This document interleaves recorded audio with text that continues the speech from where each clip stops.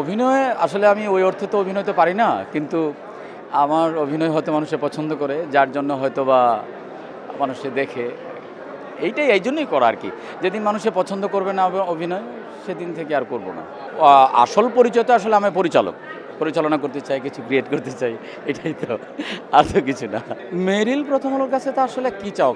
মেরিল প্রথম আলো তো প্রতি বছরই মানে এক দশকের উপর সময় ধরে গুণীজনদের এক ধরনের সম্মাননা দিয়ে আসছেন। মানে গুণীর কদর যেটা বলা হয় আর কি, সেটা মেরিল প্রথম আলো করে। কিন্তু দুঃখজনক হলো আমি সেই গুণী এখনও হইতে পারি নাই, এবং আমি কোনো পুরস্কার এখনও পাই নাই। সো আমি যাই হোক, সেই পুরস্কারের কথা তো অন্য কথা, হয়তো কোনো দিন আমাকেও হয়তো দিবে। আমি একটা ছবি বানাইছি, সেটার নাম হলো চক্কর ৩০২। হয়তো এই ছবির জন্য হয়তো পেয়েও যেতে পারি কোনো সময়। আমি ২০২১-২২-এ আমি সরকারি অনুদান পাই কিছু টাকা। এরপর আসলে আমি একটা কো-প্রোডাকশন নিয়ে আমি ছবিটা করি, এবং ছবির কাজ অলমোস্ট শেষ। আমরা হয়তো ঈদের পরে সুন্দর একটা দিন দেখে আমরা হয়তো রিলিজ দিব। কাস্টিং এটা তো এখনই বলবো না, এটা বলা যাবে না, বিকজ আমরা তো ওইভাবে অ্যানাউন্সমেন্ট করি নাই এখনও। সো দ্যাট ওই জায়গা থেকে এটা একটু সিক্রেট থাক। যখন আমরা অ্যানাউন্সমেন্ট করব, যখন পুরোপুরি ক্যাম্পেইনে আসবো, একজনকে সবাই চিনে, সেটা হলো মোশাররফ করিম আছে।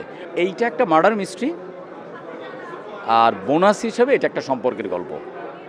এইটুক বলতে পারি, এর চেয়ে বেশি বলতে চাই না। ছবির জন্য তো সারপ্রাইজটাই, আর মার্ডার মিস্ট্রি হলে তো বা থ্রিলার হলে তো আরও এটা থাকা উচিত।